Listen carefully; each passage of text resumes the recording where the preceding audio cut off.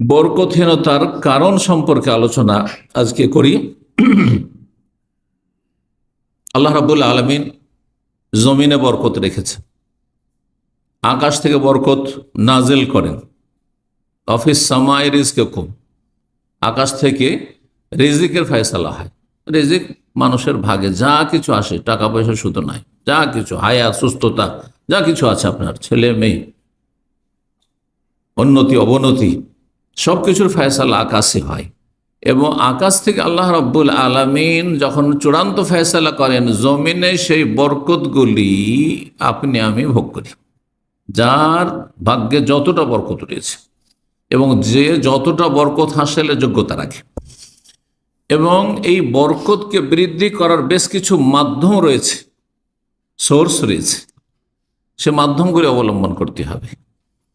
যদি মানুষ সেই মাধ্যমগুলি অবলম্বন করে, তাহলে তাদের রিজিকে, তাদের জীবনে বরকত বৃদ্ধি পায়, বরকত বাড়ে। এর বিপরীত ঠিক বরকত নষ্ট হওয়ার বেশ কিছু কারণ রয়েছে। সেগুলি থেকে যদি আপনি বেঁচে থাকেন, তাহলে আপনার বরকত সুরক্ষিত থাকবে, হেফাজতে থাকবে। আর সেগুলিতে যদি লিপ্ত হয়ে যান, তাহলে আপনার বরকত শেষ হয়ে যাবে, বরকত শেষ হয়ে যাবে। তো কি কারণগুলি, যেই কারণে মানব জীবনে বরকত পান না, এই আলোচনা বিশেষ করে এই সপ্তাহে আমি এই জন্য করলাম যে গত 2-3 দিন আগে একটি আমার কাছে প্রশ্ন এসেছে। একটি পরিবার লিখছেন যে আমাদের মাসে ইনকাম বাংলাদেশে 80,000 টাকা, তারপরে আমাদের অভাব ছুটে না, অভাব ছুটে না, অভাবের শেষে। অথচ ছেলে মাত্র 2-3 জন, বেশি না, মাত্র 2-3 জন ছেলে, কিন্তু অভাব, অভাব আর অভাব। আশ্চর্য হয়ে গেল, সুবহানাল্লাহ। আমি তো মনে করি একজন মানুষ ধার্মিক, দিনদার, হ্যাঁ, আল্লাহমুখী, পরকালমুখী, দুনিয়ার চলার মতো করে যদি মধ্যম পন্থায় চলে, তো 30 থেকে 40,000 এটা যথেষ্ট, আমি মনে করি। কারণ আমি চলতে পারবো এইভাবে, সেই জন্য। কিন্তু 80,000 টাকা তো পেট ভরছে না, অশান্তির শেষ নাই। জিজ্ঞাসা করছে তাহলে আমরা কোন পথ অবলম্বন করবো যে আমাদের জীবনে বা পরিবারে বা রুজি রোজগারে বরকত হবে, শান্তি পাবো, অভাব ঘুচে না। এই জন্য, আর ভুক্তভোগী এরকম বহু রয়েছেন, অধিকাংশই ভুক্তভোগী, কিন্তু অনেক টাকা পয়সা ইনকাম করছেন, তারপরও ধার কর্জার বোঝাই নামাইতে পারেন না। কেন? কেন? আবার অনেকে আছে ধার কর্জা জীবনে নেই না, তারপর চলছে। কি করে চলছে? কি করে চলছে? আপনার না নিলে চলেন না, আবার সবসময় ঋণের বোঝা কাঁধে চেপেই থাকছে, একটা টেনশন, চাপের মুখে থাকে। কেন? আর আরেকজন ফ্রি আছে, মারা গেলে কেউ কিচ্ছু বলতে পারবে না আমাকে যে 1 টাকা পাবো মুখের কাছে, কিচ্ছু বলতে পারবে না। এইরকম জীবন গড়ার চেষ্টা করেন, আল্লাহ যেন তৌফিক দান করেন। মানুষ চেষ্টা করলে সবকিছু হতে পারে। চেষ্টা, কিছু পার্থিব চেষ্টা আছে, আর বিশেষ করে একজন মুসলিমের জন্য দিনই চেষ্টা রয়েছে, কোরআন সুন্নাহর আলোকে, যে আপনি কোন নেক আমলগুলি আপনি অবলম্বন করবেন, আর কোন কোন ছিদ্র পথগুলি রয়েছে আপনার জীবনে, সেগুলি থেকে সতর্ক থাকবেন। ওখান দিয়ে কিন্তু বেবরকতি ঢুকে যাচ্ছে, বরকতকে আপনার ধ্বংস করে দিচ্ছে আপনার ওই ছিদ্রগুলি দিয়ে। সেই সুযোগ দেবেন না আপনি। সবচেয়ে বড় কারণ বরকতহীনতার কি হতে পারে, চিন্তা করুন তো দেখি। এক কথায়, হ্যাঁ, যুনুব ওয়াল মাআসি, মানুষের পাপাচার, গুনাহ। মূল কারণই হচ্ছে পাপ, গুনাহ। পাপ 2 রকম হয়, ইতিবাচক ও নেতিবাচক। আল্লাহ যা ফরজ ওয়াজিব করেছেন সেটা করছেন না আপনি, বা সেগুলির কিছু করছেন না আপনি, কিছু করছেন খেয়াল খুশি। আপনাকে যেগুলি ভালো লাগছে করছেন, যেগুলি ভালো লাগছে না করছেন না। আপনার ভালো লাগছে 4 ওয়াক্ত নামাজ পড়তে, 4 ওয়াক্ত পড়ছেন, ফজর পড়ছেন না। যারা নিজেকে নামাজি ভাবছেন তাদের অবস্থাটা, আর বাকি বেনামাজি তো শেষে। সবচেয়ে বড় কাবিরা গুনাহ হচ্ছে, শিরকের সমতুল্য গুনাহ হচ্ছে বেনামাজি হওয়া। ফজরে যে উঠতে পারেন না, সে মুনাফিক। কোরআনের ভাষায় আল্লাহ মুনাফিক বলেছেন, হাদিসের ভাষায় রাসূল মুনাফিক বলেছে, ইন্নাল মুনাফিকিনা ইউখাদিউন আল্লাহ, মুনাফিকরা আল্লাহকে ধোঁকা দেয়। ওহুয়া খাদেউম, অথচ আল্লাহকে ধোঁকা দেওয়া সম্ভব নাই। কারণ ধোঁকা দেয় কাকে? যে জানে না, যা বলছেন তাই বিশ্বাস করতে বাধ্য সে। আল্লাহ তো সবই জানছেন। সুতরাং আল্লাহ তোমার এই প্রতারণার উচিত শাস্তি দেবেন। ওহুয়া খাদেউম ওয়াইদা কামু ইলা সালাত কামু কুসালা, এরা নামাজ পড়লেও বড় অলসতার সাথে নামাজ পড়ে, মন লাগে না, অন্তর দিয়ে নামাজ পড়ে না, শুধু তাদের দেহটা কোন রকম হয়তো নামাজে হাজির হয়।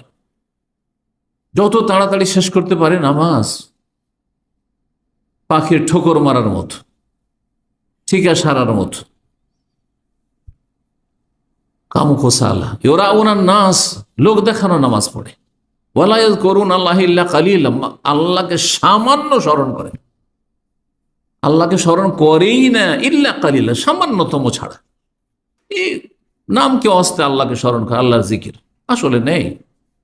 অধিকাংশ লোকের নামাজ দেখে, নামাজে গেলে যত তাড়াতাড়ি সম্ভব শেষ করো। আরে ভাই, এটা কেন হবে? এটা তো অধিকাংশ নামাজীদের অবস্থা। তাহলে আমাদের এখানে সংশোধনের প্রয়োজন আছে। সালাত সম্পর্কে, সেজদা সম্পর্কে, নামাজ সম্পর্কে আল্লাহ বলছেন সূরা আলাকে, যেই সূরার প্রথম অংশ কোরআনের প্রথম নাজিল হয়েছে, ওয়াসজুদ ওয়াক্তারিব, সেজদার মাধ্যমে আল্লাহর কাছাকাছি হওয়ার চেষ্টা করো। তো যে আল্লাহর কাছাকাছি হওয়ার চেষ্টা করবে, সে নামাজকে লম্বা করবে, সব সময় নামাজে থাকতে, দীর্ঘ সময় নামাজে থাকতে চাইতে না, তাড়াতাড়ি নামাজ সেরে পালাতে চাইবে, বলুন দেখি। বিষয়টি চিন্তা করে দেখুন, চিন্তার বিষয়। স্ত্রীর সাথে থাকলে কখন যে টাইম পাস হয়ে যাচ্ছে, ছেলে মেয়েদের নিয়ে বিনোদন করলে, আমোদ ফুর্তি করলে, খাওয়া দাওয়া করলে, ধুমধাম, কখন যে সময় পার হয়ে যাচ্ছে টেরই পাচ্ছেন না। আরে এত টাইম হয়ে গেছে, এত রাত হয়ে গেছে, এত সময় হয়ে গেছে, চলে গেছে।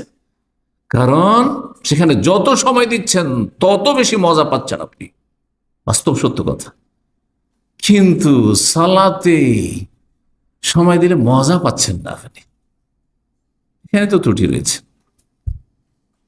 এভাবে যদি বলে যায় এক একটি করে, তো কথা একটি পয়েন্টে লম্বা হয়ে যাবে।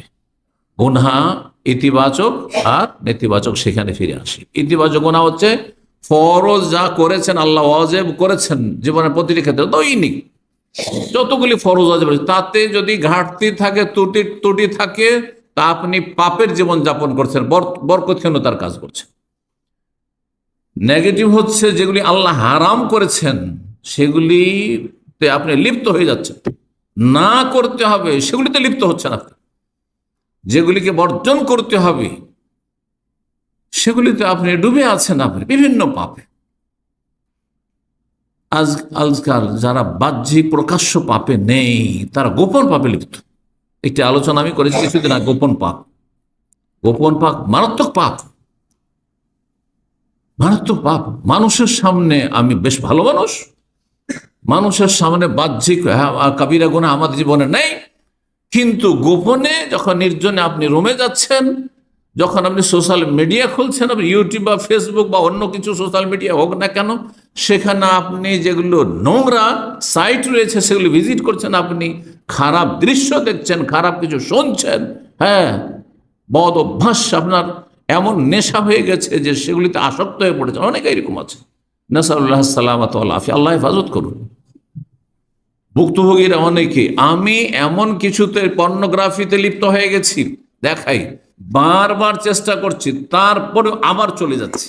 কারণ কি? আসক্ত হয়ে পড়েছে। যেন মদখোর, মদ খাওয়ায় আসক্ত হলে মদ ছাড়তে পারে না, বিড়ি সিগারেট জর্দাখোর এই হারাম তামাক ছাড়তে পারে না, নেশা হয়ে গেছে। ঠিক তেমনি এই নির্জনতার পাপের নেশা হয়ে গেছে, হস্তমৈথুনের নেশা হয়ে গেছে। অনেক কিছুটা তার মধ্যে ঈমান আছে, এমন মানুষ আছে যারা বারবার করে তওবা করছে, বারবার করে ফিরে আসছে, না এরকম কাজ করব না, আমার শরীরটা ধ্বংস হয়ে যাচ্ছে, আমার পুরুষত্ব ধ্বংস হয়ে যাচ্ছে, আমার ভবিষ্যৎ খারাপ হয়ে যাচ্ছে সব দিক থেকে। আমার স্ত্রী হয়তো আমার কাছ থেকে তালাক নিয়ে চলে যাবে, এইরকম পরিস্থিতি হলে বারবার করে তওবা করছে, তারপরও তাতে লিপ্ত হয়ে যাচ্ছে। এই ধরনের গুনাহগুলি অনেকের জীবনে আছে। হয়তো বাহ্যিক মদ খায় না, জেনায় লিপ্ত নয়, সমকামিতায় লিপ্ত নয়, হ্যাঁ, আর আর বিভিন্ন যে হারামগুলি রয়েছে সেসব হারামে লিপ্ত নয়, হ্যাঁ, কিন্তু এই ধরনের পাপ আছে অনেকের মধ্যে। এক কথায় যে কোনো পাপ থাক না কেন, পাপ যদি থাকে জীবনে তাহলে বরকত আসবে না। পাপীর শরীর স্বাস্থ্যে বরকত হবে না, আপনি কি করে সুস্থ থাকবে? পাপের মানসিক শান্তি হয় না, পাপী মানুষ মানসিক শান্তি পায় না। দেখেন, আপনি সারা দিন যখন আল্লাহ সন্তুষ্টি কাজ করছেন, আপনি আল্লাহকে নারাজ করেননি, তো আপনার কোনো ফিকির নেই, আমার রব রাজি আছেন, আমার কোনো চিন্তা নেই, রবের সাথে আমার হটলাইন আছে, এখানে কোনো বাধা নেই। আল্লাহর কাছে দোয়া করব আশা করে যে আমার দোয়া কবুল হবে, এতে আমার বাধা নেই। কিন্তু পাপী হয়ে যদি আল্লাহর সামনে আপনি দোয়া করেন, তো নিজেকে তিরস্কার করছেন যে কি লজ্জা আল্লাহর কাছে চাইছি, আল্লাহ দেবেন বা কি করে যে আমি পাপে লিপ্ত। চিন্তা করুন, কি করে শান্তি পাবেন আপনি, আর কি করে বরকত পাবেন আপনি? যার ফলে বরকত হারিয়ে যায়। মানুষ যখন গুনাহে লিপ্ত হয় তো আল্লাহর কাছে লাঞ্ছিত হয়ে যায়। ওলামায়ে কেরামগণ বলেছেন, আল্লাহর দৃষ্টিতে সে নিচে নেমে যায়, নিচে নেমে যায়। দেখেন, একজন লোকের সম্মান থাকে যখন তার সম্পর্কে পজিটিভ বা কিছু নেগেটিভ জানি না, তখন খুব সম্মান থাকে। কিন্তু ওর সম্পর্কে যখন নেগেটিভ যায়নি, তখন ওর কোনো মূল্য আমার কাছে থাকে না, আমার কাছে একটা নিম্ন শ্রেণীর, হ্যাঁ, একটা কীটে পরিণত হয়ে যায়। হয় না, হয় না? হ্যাঁ, রবের ক্ষেত্রে উত্তম দৃষ্টান্ত রয়েছে। আল্লাহ রাব্বুল আলামিন তার বান্দাদের খুবই ভালোবাসেন, অত্যন্ত দয়া করে, আরহামুর রাহিমিন তিনি। জি, মা যতটা দয়া করে তার চাইতে বেশি তিনি দয়া, আল্লাহ রাব্বুল আলামিন, হাদিসে রয়েছে। কিন্তু বান্দা যখন গুনাহে লিপ্ত হয়ে যায়, তখন আল্লাহর নজরে একেবারে নিচে নেমে যায়। জি, সুতরাং আল্লাহ তখন তার সাহায্য করেন না, আল্লাহ তার পক্ষ থেকে ডিফেন্স করেন না। এর সাথে তার অন্তরে ভীতি সঞ্চার হয়ে যায়। একটা কথা আমাদের দেশে আছে না, চোরের মন পুলিশ পুলিশ। মানুষ যখন পাপ করে তখন একটা অশান্তি কাজ করে, অশান্তি কাজ করে, কি জানি কখন যে বালা মুসিবত আসে, কখন যে আল্লাহ ধরে নেই, কখন যে কি হয়। জি, যেমন কোনো অপরাধ করলে কেউ তো জানতে পারেনি, কিন্তু যদি জানে নেই, কিন্তু নেই, এই জন্য অপরাধীরা কখন শান্তি পায় না। যা ক্রাইম করে তারা ধরা না খেলেও শান্তিতে থাকে না, কারণ সবসময় একটা চিন্তা আছে যে যদি কেউ, হ্যাঁ, জেনে নেই বা তদন্ত হয়ে যায়, আর ওইভাবে যদি আমি ধরা খেয়ে যাই, ধরা খেয়ে যাচ্ছে। তো মানুষের অন্তর পাপী যদি হয়ে যায়, তখন তার অন্তর ভীত সন্ত্রস্ত থাকে, যার ফলে শত্রুরা তার উপর আধিপত্য কায়েম, শত্রু তখন প্রাধান্য পেয়ে যায়। আজকাল মুসলিম জাতির ওপর কাফেররা আধিপত্য কায়েম করেছে, এর পিছনে মূল কারণ কিন্তু এটি, তাসাল্লুতুল আদা। কাফেররা আমাদের ওপর, হ্যাঁ, চেপে বসেছে, এর পিছনে কারণ হচ্ছে যে অধিকাংশ মুসলিমরা পাপে ডুবে আছে। যেই পাপগুলি কাফেররা করছে, সেই পাপগুলি যদি মুসলিম হয়েও করে, তো আল্লাহর গজব কাফের উপর আগে আসবে না, আগে মুসলিমদের উপর আসবে। এর সত্য কথা। তারা কাফের, যখন কাফের, তো আল্লাহ তাদেরকে আখিরাতে পূর্ণ শাস্তিটা দিতে চান। দুনিয়াতে তাদেরকে ঢিল দিয়েছেন, ছাড় দিয়েছেন, ছেড়ে দেবেন না কিন্তু ছাড় দিয়েছেন। কিন্তু আমি মুসলিম, আমার জীবনে আপনার জীবনে পাপ থাকবে। আল্লাহ চান না যে মুসলিম এ তৌহিদবাদী জান্নাতে যাবে, তো তার গুনহার বোঝা নিয়ে যাক, সুতরাং দুনিয়াতে শাস্তি পাক, বরকতহীনতার জীবনযাপন করুক, অশান্তির জীবনযাপন করুক, বালা মুসিবতের জীবনযাপন করুক, আর খুব কষ্ট পাক দুনিয়াতে। এ হচ্ছে বরকতহীনতা, যার ফলে জীবনের প্রতিটি ক্ষেত্র থেকে বরকত সরে যায়, ধন সম্পদ ও বরকত থাকে না, আয় ইনকামে বরকত থাকে না। রব্বুল আলামিন সাদ সূরা রাদের আয়াত নম্বর 11-তে, ইন্নাল্লাহা লা ইউগাইয়িরু মা বিকওমিন হাত্তা ইউগাইয়িরু মা বিআনফুসিহিম। আল্লাহ কোন জাতির ভাগ্যের পরিবর্তন ঘটাবেন না যতক্ষণ পর্যন্ত তারা নিজেদের মধ্যে পরিবর্তন না নিয়ে আসবে। গুরুত্বপূর্ণ আয়াত। প্রতিটি ক্ষেত্রে আপনি এটিকে ফিট করতে পারেন। অনেকেই দেখি ছেলে নিয়ে আসছে জুমার বারে, ছেলেটার বয়স 16 থেকে 18 হবে, বয়স বাড়িয়ে নিয়ে এই কাজে নিয়ে চলে এসছে।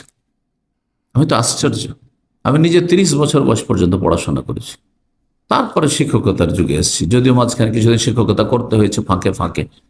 যতদিন মদিনা ইউনিভার্সিটি অ্যাডমিশন হচ্ছে না, বসে আছি, তোর চলো শিক্ষকতা করছি, এইভাবে আর কি। কিন্তু আমরা লেখাপড়ায় লেগে আছি। আর কর্মক্ষেত্রে একেবারে নেমেছি 30-এ গিয়ে। আর একটা ছেলে 18-20 বছরের বয়স আর কর্মক্ষেত্রে এসে নেমে যাচ্ছে। আশ্চর্য হয়ে বাবাকে জিজ্ঞাসা করি, ছেলেকে জিজ্ঞাসা করি, ছেলে পড়ে না, ছেলে আরো দুষ্টামি করছে, খারাপ হয়ে যাচ্ছে। চিন্তা করলাম যে সৌদি আরব নিয়ে গেলেও তার কমপক্ষে ভালো থাকবে।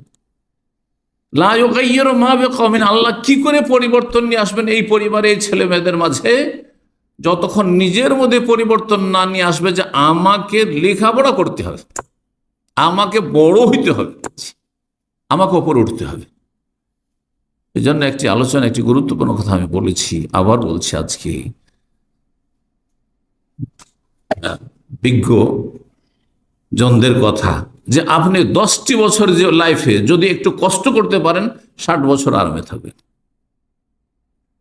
ছাত্র জীবনে মাদ্রাসায় পড়েন আর স্কুল কলেজে পড়েন, 10টা বছর যদি মেহনত করেন, লেবার করেন, আপনি কষ্ট করেন, তো আপনি 60 বছর 70 বছর যতদিন বাঁচবেন আরামে থাকবেন, সসম্মানে থাকবেন।